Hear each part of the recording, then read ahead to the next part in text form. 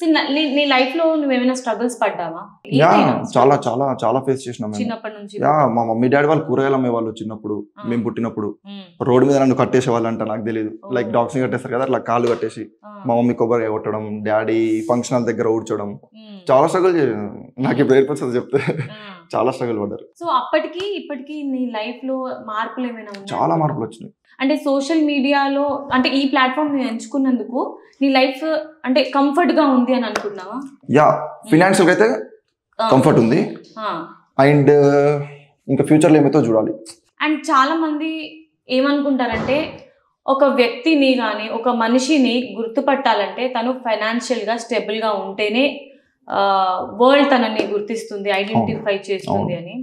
So నీ విషయంలో అది నువ్వు కరెక్ట్ అంటావా, రాంగ్ అంటావా? కరెక్ట్ అంట. పైసా ఉంటేనే ఏదన్నా, అంతే. మనీకి వాల్యూ, మనిషికి కాదు. పైసాలో పరమాత్మ అంటావా? అంతే, సింపుల్. ఓకే. ఇప్పుడు నా అక్కడ 1 రూపాయి లేకపోతే నన్ను ఎవరు పట్టించుకోరు.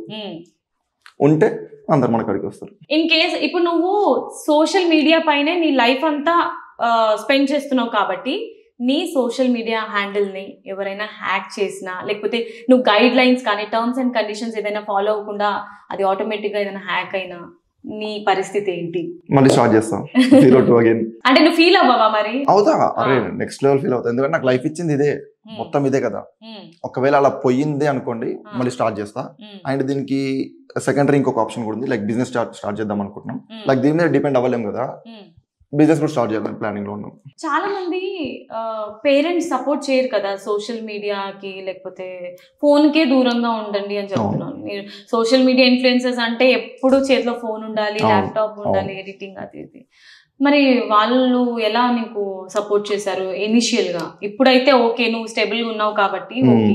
ఇనిషియల్ గా వాళ్ళు ఎలా సపోర్ట్ చేశారు? ఇనిషియల్ గా నాకు కూడా సపోర్ట్ లేదు. నాకు కూడా చదువుకోరా, జాబ్ చేసుకోరా, గవర్నమెంట్ జాబ్ ఏదో అనేవాళ్ళు. నేను IAS కి ప్రిపేర్ అయినా నేను. యా దాని తర్వాత నాకు అయితలేదని చెప్పేసి వెళ్ళిపోయిన నన్ను తిట్టిర్రు, చాలా అయినాయి, చాలా అయింది. నువ్వు ఎందుకు పుట్టినావు, చాలా అయినాయి. తర్వాత లాస్ట్ కి వీడికి పక్క ఇంకా వదిలేటట్లేడని చెప్పేసి మా డాడీ కూడా, అరే నేను కూడా చేస్తాను నీతో పాటు, మమ్మీ కూడా నేను కూడా లైక్ అట్లా వచ్చేసింది.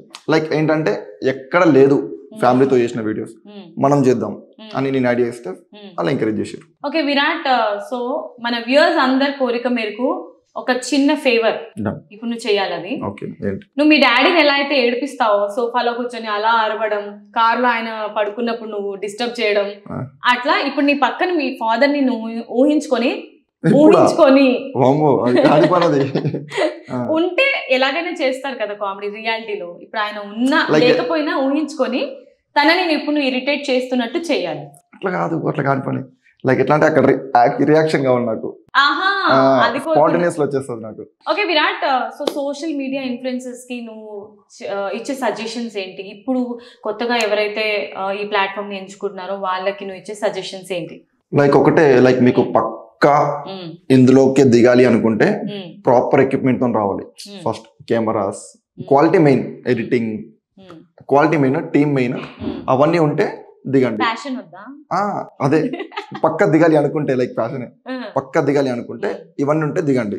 లేదు అంటే ఏదో టైం పాస్ కి వస్తాం, లైక్ ఏదో వీడియో పెడతాం, అందంగా కనిపించాలి అమ్మాయి. స్టార్టింగ్ టైం పాస్ తోనే కదా స్టార్ట్ చేసింది. చేసిన తర్వాత జర్నీ మంచిగా సరికి నేను అన్ని ఎక్విప్మెంట్స్ అన్ని తీసేసుకున్నా. లైక్ టైం పాస్ చేయకుండా స్టార్ట్ చేసేటప్పుడే మొత్తం అంతా ఫోకస్ చేసేసి అయిపోతుంది.